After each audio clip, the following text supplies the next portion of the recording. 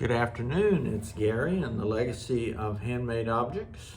It's Monday afternoon, January the 13th, 2025. So it's my second episode in the month of January in 2025.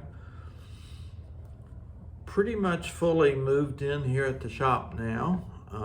Got most everything, all the inventory arranged up and down, so I'm in pretty good shape there.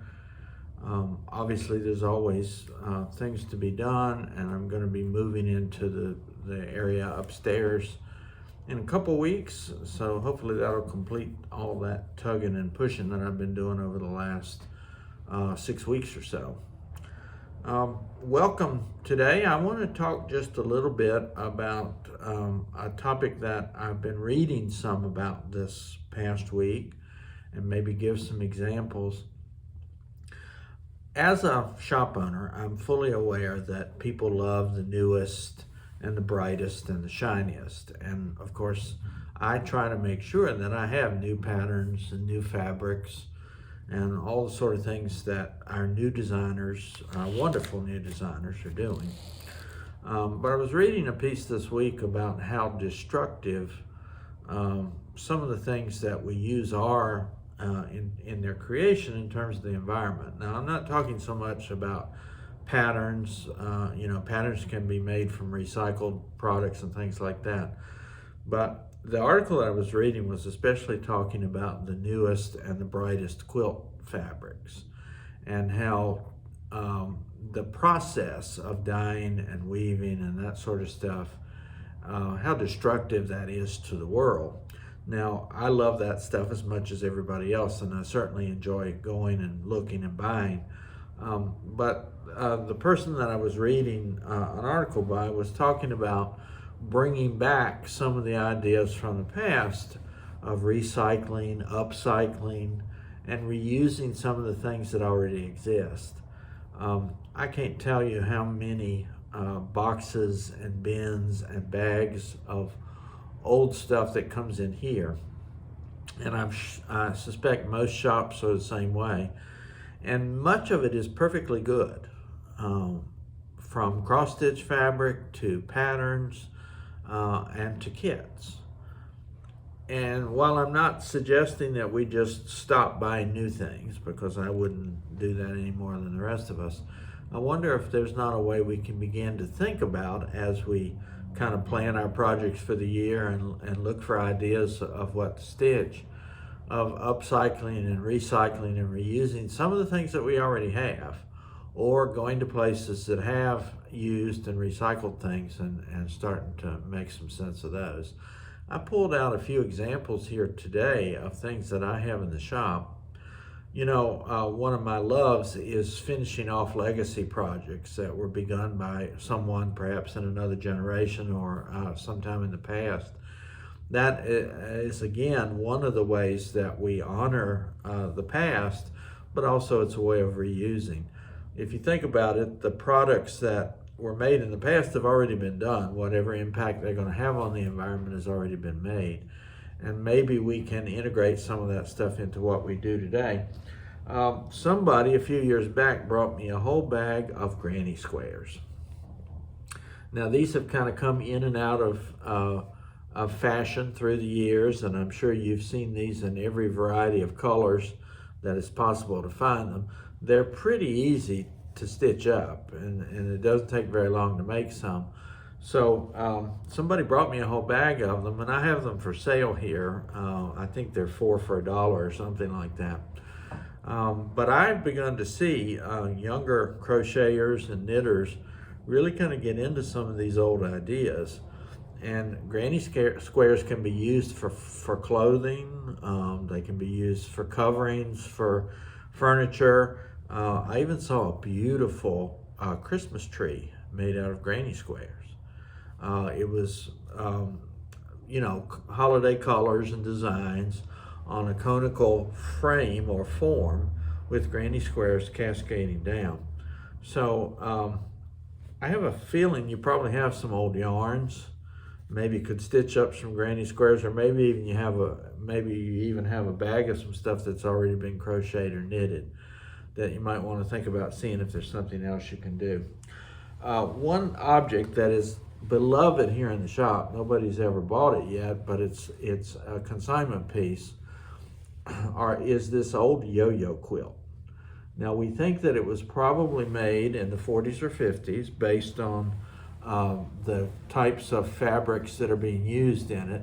Those of you who are much more learned in quilt lore than I am could tell me probably exactly where these fibers came from. But as you know, the kind of the history of these is that if you had even a tiny piece of fabric, you didn't want to throw it out. You wanted to try to find a way to use it.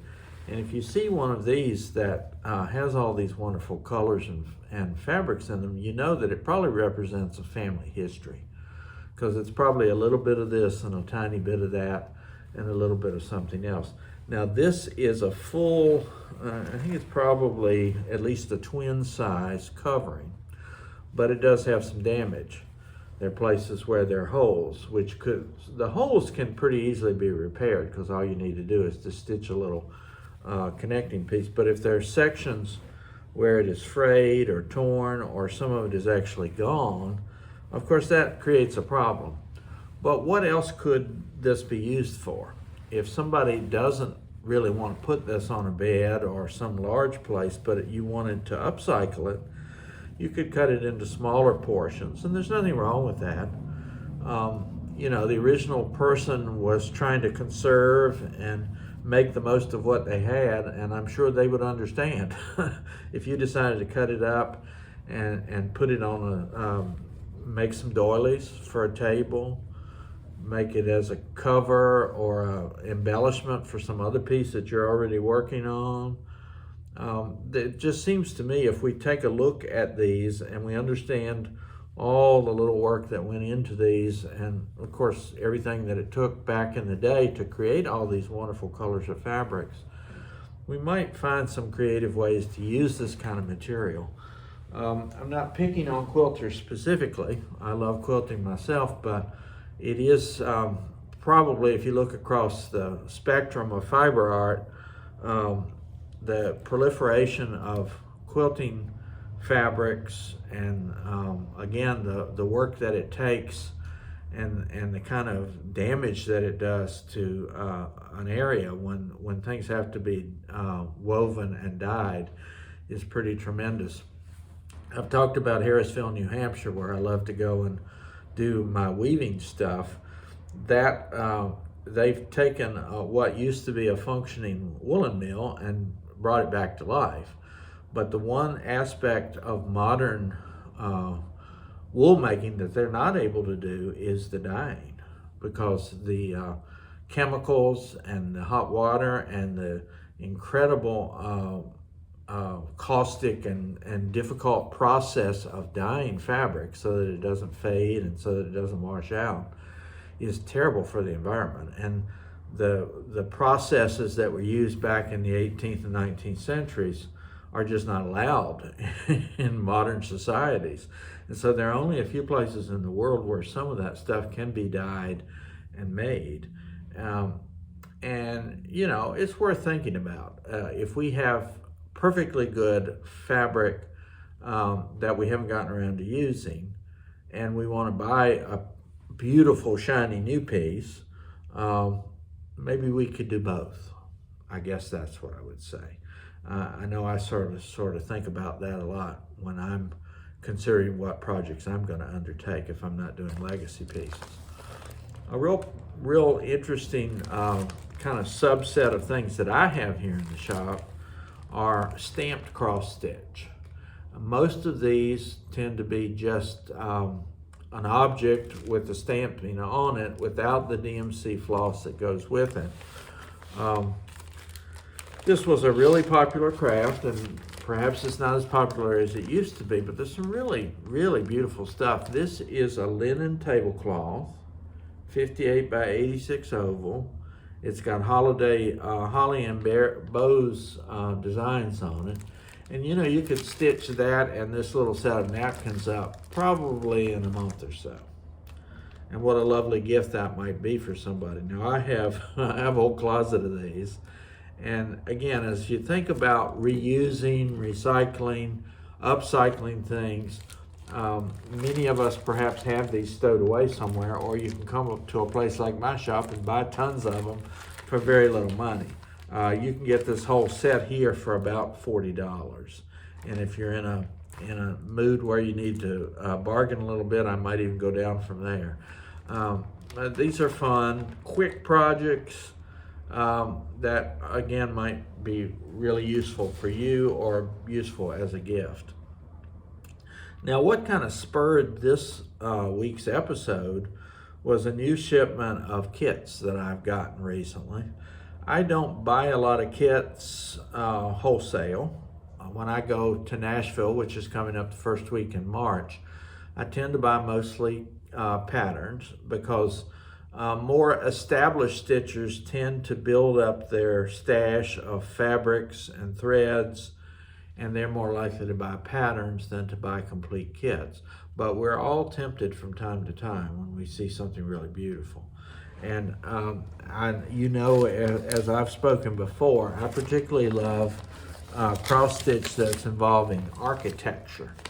So I had some wonderful kits that I found in this last batch of things. Thea Governor is a product made in Holland. And I have 3 of these beautiful kits with wonderful linen fabric and all the threads that go with them. Now, the shop that used to have these, that went out of business, was selling these for $142. And I'm down pretty close to half price on these. Now these are big, and there would be a lot of work involved, but compare them to some of the projects that we have going on today. They're really just beautiful and probably fairly economical because you've got the linen and everything here included. This is London. Here's one of Sydney. I'm trying to hold these in such a way that the glare isn't too bad. And then the last one of these Thea Governor pieces from Holland I have is a view of Athens. So those are some things that I'm tempted to pull out, but I don't know that I have time to do them right now. Let's see what else is in my little bin here. Look at this fun old-fashioned cupboard. That's a kit. That's a DMC kit made by Perman of Copenhagen. So a little bit of flavor of Europe. Over on this side, I've got a whole bunch of wonderful Asian designs. Chinese dragons. Looks like Derwent Water Designs. Let me see where they're located. I'm not really sure where they're located, but they have a whole set of Feng Shui designs. So there's love, there's happiness, wind and water. If you know much about Taoism and Confucianism, these are symbols that are associated with that. There's beauty. Look at this stunning kit that I have made by Harmony. Well, no, it's called Harmony by Serendipity Designs. This kit comes complete with fabric, threads, and even the krynic that you need to go with it. I guess the last one I'll pull out of this group is this company called Maya, which is counted cross stitch, but it has a lovely piece of hand-dyed fabric in the background, all the threads and everything you need for it. So I guess my pitch for today is to take a look around when you go to places. If you go to thrift stores and shops like that, or if you go to stitching places that have older kits and patterns, you might find a treasure there that is worth taking a little time to look for. And for me, there's 2 values to that. There's one of the hunt and finding something beautiful and something that you would really like to stitch. But in addition to that, there's this idea that here's something that's already been created. The manpower and the work that went into it has already occurred.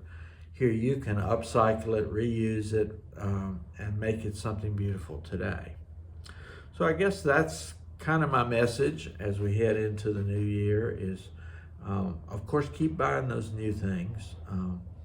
I'm heading off to Nashville, and there are about 150 designers who are going to be there, and they're putting out some of the most beautiful stuff you've ever seen. And I've always said if I'd only had the designs that were available to me in the 1980s, I probably wouldn't have become much of a cross stitcher because I didn't like most of those designs.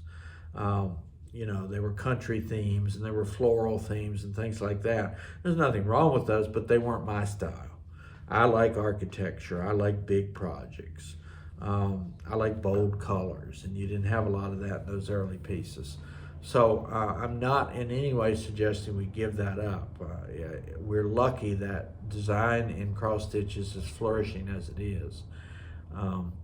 But also, as you're thinking about the kind of things you want to be working on, pick up some of these treasures as you go around in your shopping and in you're looking. Even buy them online if you see them available to you. And that's a way of us keeping the legacy alive of some of these designers who who are not in business anymore, or maybe who have even passed away. And again, their legacy and what they brought to the world is important as well. Okay, well, I guess I babbled on long enough.